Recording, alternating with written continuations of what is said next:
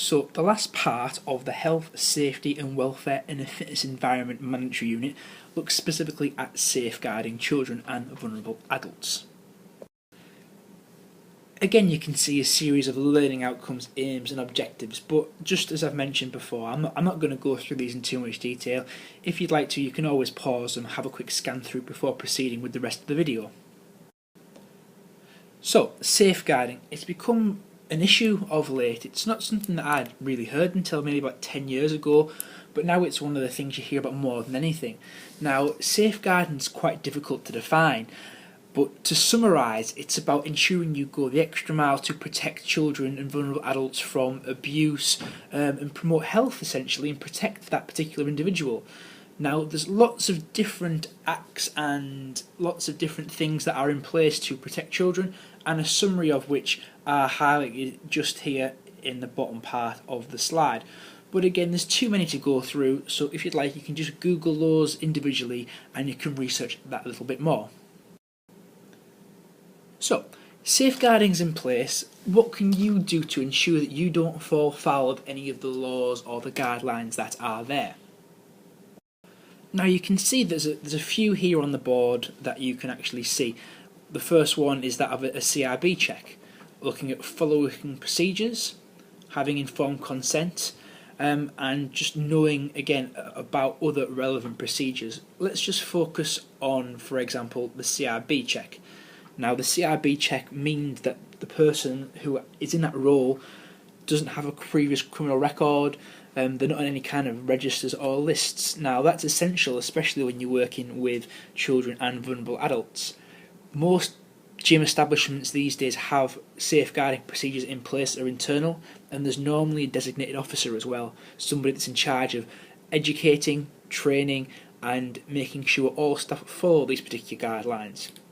Other things you can do to protect yourself is simply by having somebody in the room with you at all times when you're alone. That would be of help.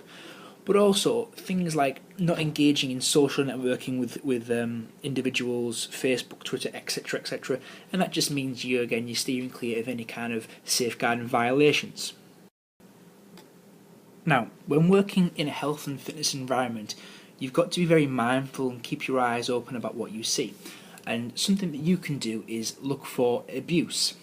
Types of abuse: you've got physical, emotional, neglect, bullying and sexual abuse, and those are things that you might personally encounter yourself while you're working within a gym, but also you might suspect that somebody who is a member of the gym, for example a child or a vulnerable adult, is suffering from. Now, what are we looking for? Well, we're looking for typical signs of abuse. Physical signs are quite clear. You're looking for bruising, you're looking for injuries. But psychologically as well, behavioural things can also be signs of abuse. So if there is unexplained behaviour, threatening behaviour, or withdrawal, for example, they can all be signs that some form of abuse is taking place. So you have got to be very mindful of that. If you do suspect, again, I would point you to refer to your particular establishment's safeguarding guidelines. Finally, let's look at the agencies that collaborate together to ensure that children and vulnerable adults are taken care of and safeguarded at all times. You've got Ofsted, local authority, also known as social services I suppose, the police, you've got local safeguarding children boards and the independent safeguarding authority. Now, all of these work together to ensure that children and vulnerable adults are safeguarded at all times, and you can go through one or numerous of these depending on the circumstances. And just in relation to the assessment for this particular module, all you've got to do is identify and describe the role of a couple of these different agencies. So all you're doing is you're picking the agency, for example Ofsted, and giving a quick description about what they specifically do, and that should be enough to see you through this particular part of the assessment. So there you go, that should be it. Everything that you need to complete your health, safety and welfare in a fitness environment mandatory module for your CYQ Level 2 fitness qualification.